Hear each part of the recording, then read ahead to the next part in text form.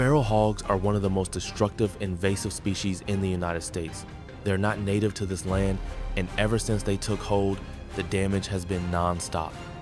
These animals tear through farmland like a storm, rooting up crops, destroying fences, contaminating water sources, and even attacking livestock. They don't stop at the fields either. There are reports of hogs getting into people's yards, tearing up lawns, knocking over feeders, and in some cases, even damaging homes. They breed fast, adapt quickly, and travel in packs. One small group can turn into dozens within a season, and their path of destruction stretches across millions of acres nationwide. For farmers and rural families, this isn't just a nuisance, it's a threat to their livelihood, their safety, and their way of life.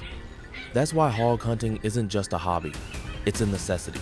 Every hog taken down is a win for the land, a win for the crops, for the animals, for the people who live and work out here. It's about protecting what matters, and until these hogs are gone or at least under control, we'll keep hunting. Because if we don't, no one else will.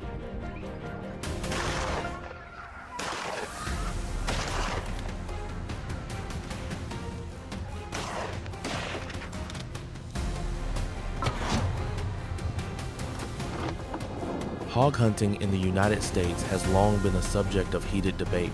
Some people support it, seeing it as a practical solution to a destructive invasive species. Others oppose it, fearing cruelty, lack of regulation, and potential risks to public safety. We understand both sides. We've heard the arguments, the criticism even, from folks who've never set foot in a cornfield or walked through woods torn apart by wild hogs. But for those of us who face the problem head on, it's not just a question of right or wrong, it's reality. Feral hogs don't wait for public opinion. They don't care about laws or ethics. They breed fast, destroy land, and take over every inch they can. One herd can wipe out a crop overnight. They rip through vegetable gardens, collapse animal pens, and sometimes even wander right into someone's yard. One farmer lost 3 goats in a single night by morning. All that was left was blood and a broken fence. We don't hunt for fun. We don't celebrate dragging a 300-pound hog out of the brush. Every trigger pull is a risk. These animals charge, tear through brush, and fight to the last breath. Sometimes the dogs get hurt. Sometimes we do. There's nothing easy about it. Still, we go on, because if we don't, who will? People far from the problem can debate all they want, but farmers don't have that luxury. They need their land. They need their harvest. And they need someone to stand between them and the threat in the woods. We're not trying to be heroes. We're just folks who live close to the land, who know the sound of a twig snapping in the dark, who read tracks in the mud like a map. And when the dogs bark before sunrise, we know it's time to get moving again. The debate will go on. So will the hogs. And as long as they're still out there tearing through what folks have worked hard to build, we'll be out there too.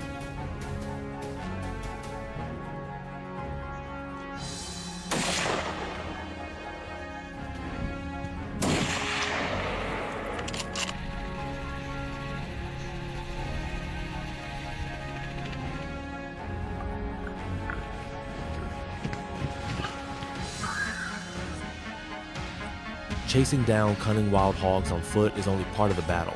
As these animals grow smarter and more elusive, we've had to adapt, and that means bringing in bigger tools. In some areas, especially down south where the hog population is exploding, ground tactics just aren't enough anymore. That's when we take to the skies. Helicopter hunting has become one of the most effective ways to manage large groups of wild hogs. From above, we can spot entire sounders moving through open fields or thick brush places, nearly impossible to access on foot. While one team stays on the ground tracking signs and driving the hogs out of cover, another team is airborne, rifles ready, communicating by radio to close in from above. It might sound extreme, but it works. These animals are fast, smart, and aggressive. On foot, they can outrun you. They'll split up, vanish into the brush, or double back behind you. But from a helicopter, there's nowhere to hide. With trained pilots and sharpshooters, we can drop multiple hogs before they even know what's coming. And everyone taken down is one less tearing up farmland, threatening livestock, or putting people in danger. It's not cheap, it's not easy, but when the goal is to protect the land, you use every tool you've got, and sometimes That means trading boots on the ground for blades in the air.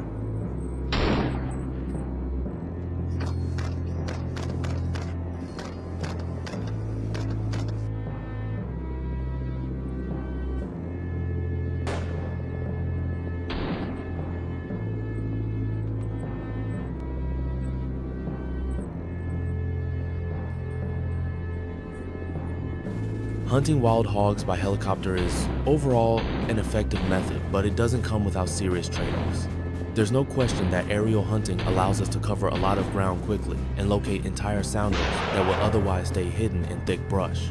From the air, we have a clear view and the speed to act fast. In the right conditions, it can drastically reduce hog numbers in a short time. But it's not a perfect solution. First, helicopters burn through fuel fast. Long hours in the air add up quickly, not just in fuel costs, but also in maintenance and manpower. Every flight needs a skilled pilot, spotters, and shooters who know exactly what they're doing. And flying low to the ground, near the tree lines where hogs usually hide, brings real danger. One wrong move near a tall pine or sudden gust of wind, and you're risking more than just a missed shot. Crashes aren't common, but they're always a risk. Then there's the cost. Helicopter hunting is expensive, really expensive. Between the aircraft rental, fuel, crew, and logistics, most landowners can't afford to do it on their own. It's a tool often used by larger ranches or government-backed operations, not something the average farmer can call up for weekend use. So while it's effective, it's not always practical. It's another option in the toolbox, but for most folks, boots on the ground, dogs at your side, and a steady aim are still the backbone of the fight.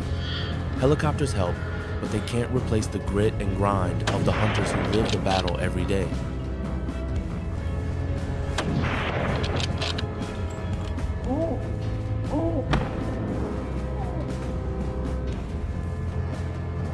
To make sure we take out as many hogs as possible before planting season, we don't stick to daylight hours.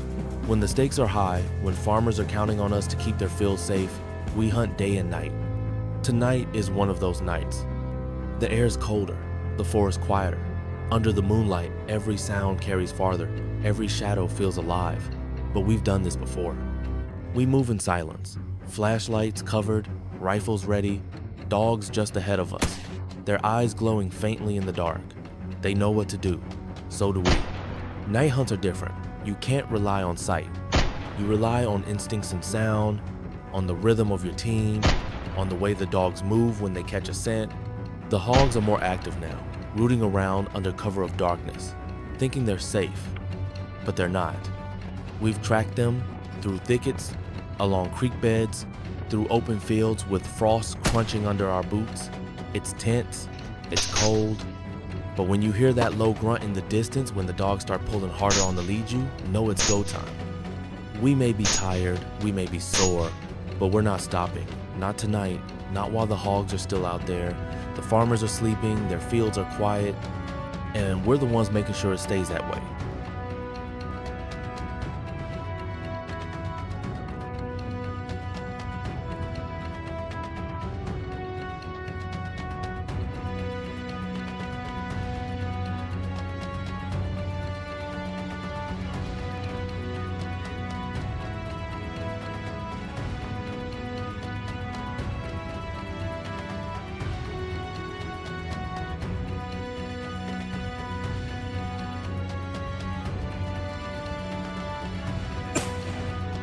Tonight, it seems the hogs picked the wrong field to raid.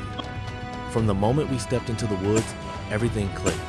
The dogs were sharp, the air was still, and the signs were fresh. We moved fast and quiet, no wasted motion, no second guessing. The hogs didn't stand a chance. One by one, we tracked them, cornered them, and brought them down clean. Some tried to run, some tried to charge, but every time, we were ready. By midnight, the difference was clear. What started as a quiet forest now held the proof of our effort, dozens of hogs taken down, the threat thinned out like never before. This wasn't luck. This was hours of training, planning, and hard work paying off. Every long night, every scraped arm, every silent approach through thorns and muted, all led to this. We stood together under the cold stars, rifles cooling, dogs panting, and looked over what we'd accomplished. The hogs had met their match tonight, and we knew deep down that the farms would be safer come morning. It was worth it, every bit of it.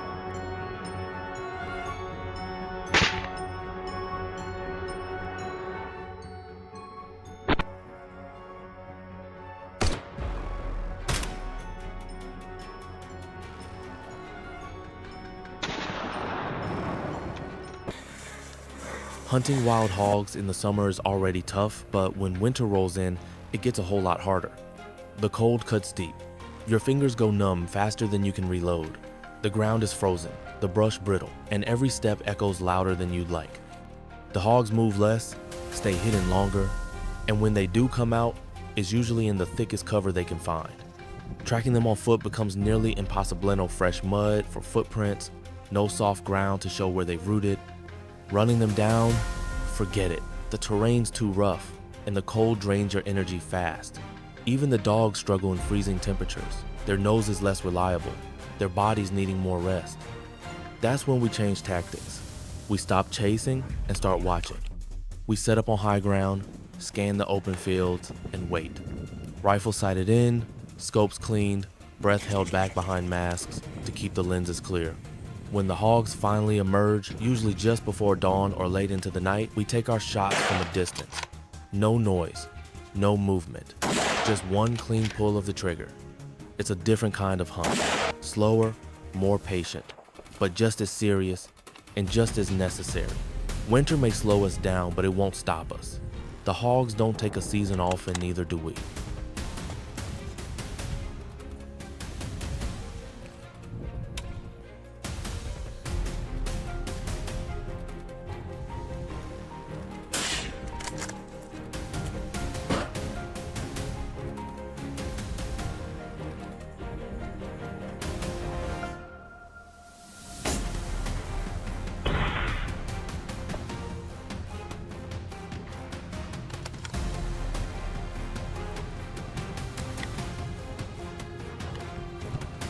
No matter how tough hog hunting gets, we keep going. The cold, the long nights, the danger, it all fades when we remember what we're fighting for. Out there in the fields, there are farmers who've worked the same land for generations. They wake up before sunrise, plant every seed with care, and pray for rain, for sun, for one good season. But all it takes is one night of hogs tearing through their crops to undo months of hard work. One herd can wipe out an entire section corn, peanuts, beans, gone in hours. That's what keeps us moving.